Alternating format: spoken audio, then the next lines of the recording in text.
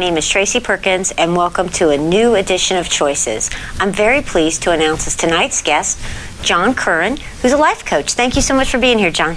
My pleasure. I appreciate the invitation. Now, you have a much longer title, so you should give that to me because I shortened it. Did you? I do a little bit of everything. I'm an author, life purpose coach, teacher, and inspirational speaker. And I work with business owners and also individuals to help them connect with their life purpose. So how did you, walk me through it, how did you get into this?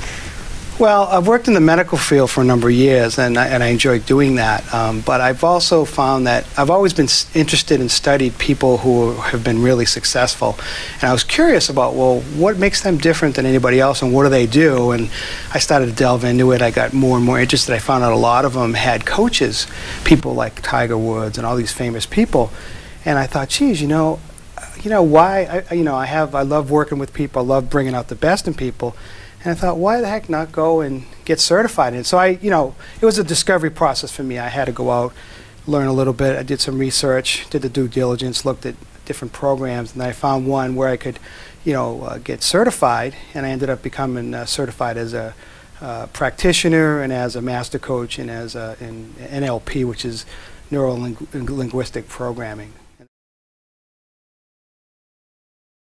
I mean, how do you start with somebody? Well, typically I spend about 90 minutes with the person initially with the first coaching call, because that's kind of an exploratory session where I take a look through a series of questions and a series of different tools I have. We look at the physical, emotional, financial, relational, and spiritual areas of a person's life and say, okay, what areas is your most priority? Where's your big priority right now?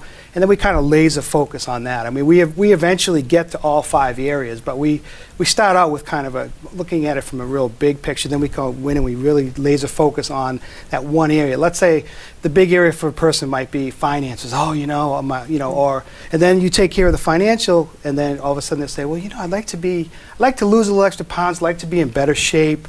I feel like I don't have maybe a spiritual connection with others or with my higher power or God or whatever you want to call it, and I want help with that. What can you? And so you, as a life coach, you kind of go one by one by one. Think of the life coach as kind of your GPS. It's like you have a GPS in your car. Yeah. It's an easy analogy to think about. Well, say you don't know where you're going. You might be going the wrong direction 90% of the time, but the GPS gets you back on track. Well, a life coach does the same thing. It really helps to course correct you.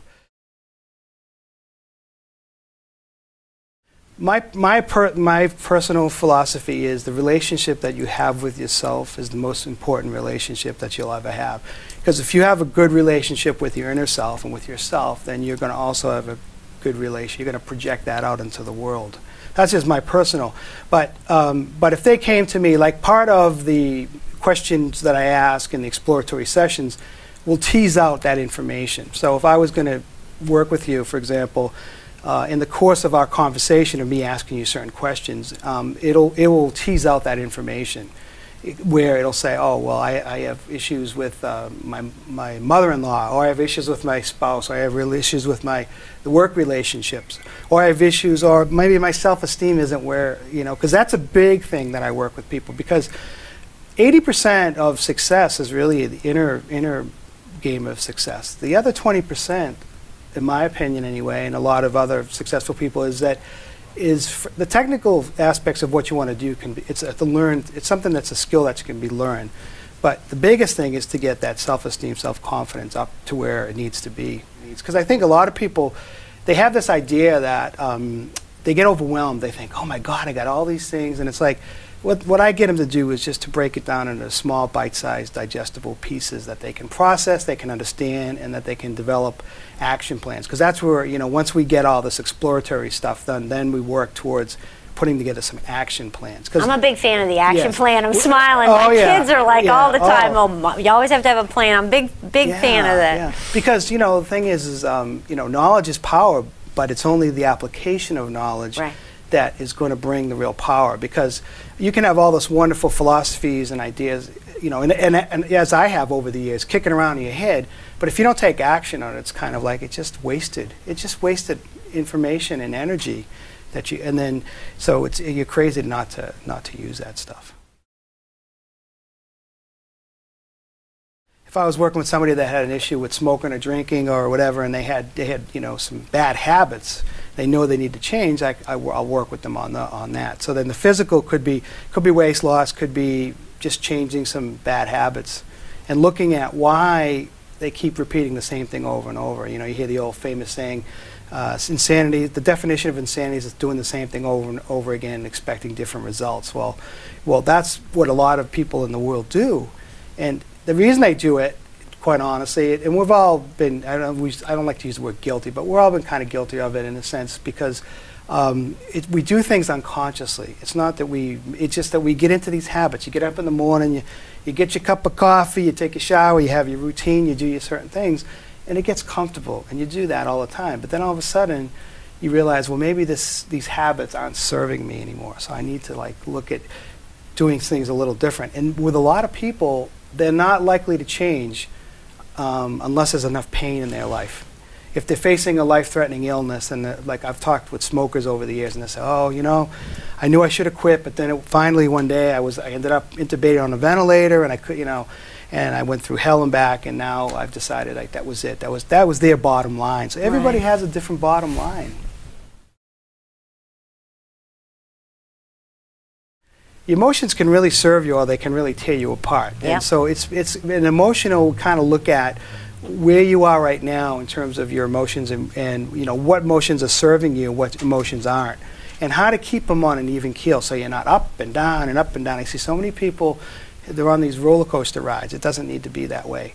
And sometimes just having a coach, which I like to think of a coach as kind of like an anchor, like an anchoring point, is they can call you up and say, oh, I'm having these challenges, and it might be, maybe they're all stressed out and emotional about something, and maybe it's just they need a little organization in their life. Maybe they need time management, things like that. I mean, that's not always the answer, but you get to know, and so a lot of it is just knowing yourself, and a lot of it, I think, too, is self-awareness. I always like to use the philosophy Wayne Dyer has is, I can either be a host to God or hostage to my ego. Think about that one for a second. Yeah, that's a good point. Host to a God or a hostage to my ego. If you can put that in perspective and say, and we're always going back and forth. I'm no different than you or anybody else. We have our moments, but if we can be a host to God or a higher power, or however you define God for yourself, and use that as your guide, then I think you'll do great. But when we operate out of our ego, usually we don't get the kind of results that we want.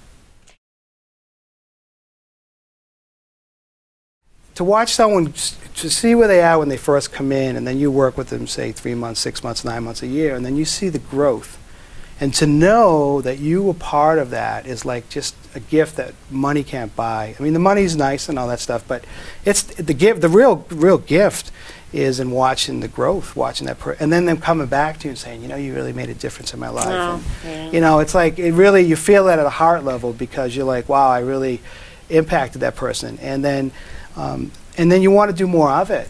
And the other thing is, it makes you feel good. I know for me, geez, when I can do something to help somebody, and heck, I've done it for years for free, and now, and then I said, well, why not go and get certified in this and actually do this as a business, and at the same time help people. And my focus now is more on, I help entrepreneurs and business owners with their business areas. But I also really work closely with individuals that want to connect with their life purpose, because I think, to me, that's a really important issue. I see so many people in the world today that are going to these jobs they hate, and they're miserable, and they want to. And what it is they need to find what it is they're passionate about, and a lot of people just don't have a clue how to do that. So I have some techniques to help them do that and help them connect with that.